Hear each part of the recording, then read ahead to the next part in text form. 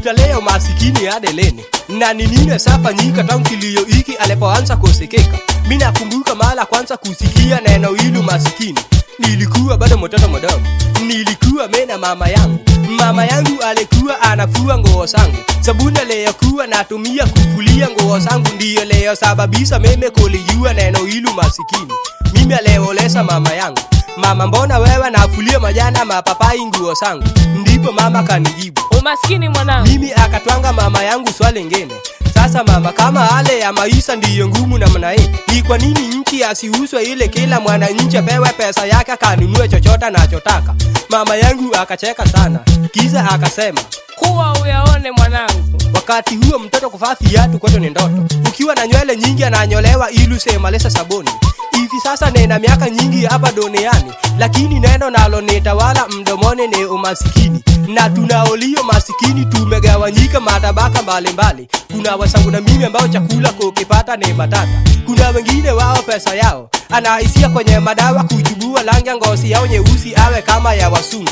Hawataki rangi aliyopewa na Mwenyezi Mungu. Kuna wengine wao pesa yao anaisia kwenye pombe na machangodoa. Kuna wengine wao pesa yao anaisia kwenye madawa ya kulevya. Tena hao ndiyo amemsahau Mwenyezi Mungu.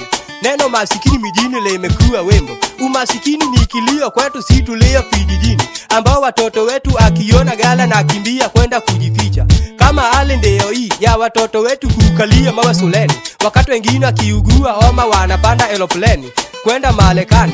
Je, kweli sisi tutajikomboa kutoka masikini lini?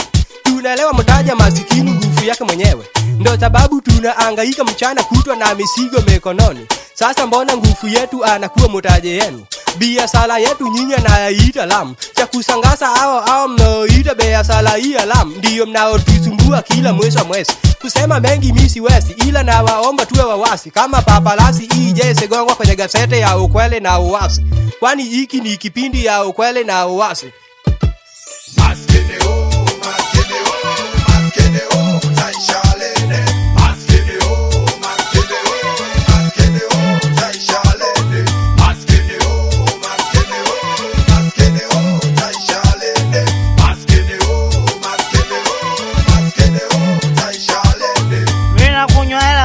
Na pombe zangu, mimi nakunywa pombe kutokana na hela zangu. Ama kweli jamani, dunia da, na vile vile ulimwengu ni shujaa. Kuna binadamu wengine nao wako tayari kutoa hayo wenzao, eti kisa nini wapate utajiri. Utajiri gani huo wa kikafiri? Kwa nini msitafute mali ya halali? Mkitajirika tabia mnabadili. Mnatuona sisi maskini hatuna dili. Pesa ni maua ndugu yangu, kumbuka kuna kuchanua na pia kunyauka. Mabutu seseko sasa hivi yuko wapi? Pesa, majumba, magari, vyote viko wapi? Sisi wote hapa jamani wapita njia, hakuna atakayebaki katika hii dunia.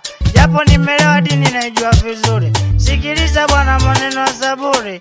Tazama ilivyo vyema ya kupendeza, wana ndugu akae pamoja kwa upendo. Hiyo ni Zaburi ya 133. Nashangaa kwa nini ndugu yangu hauna utu. Mimi bwana nalilia uzima wangu. Riziki hiyo ni mipango ya Mungu tangu kuzaliwa mpaka kufa kwangu.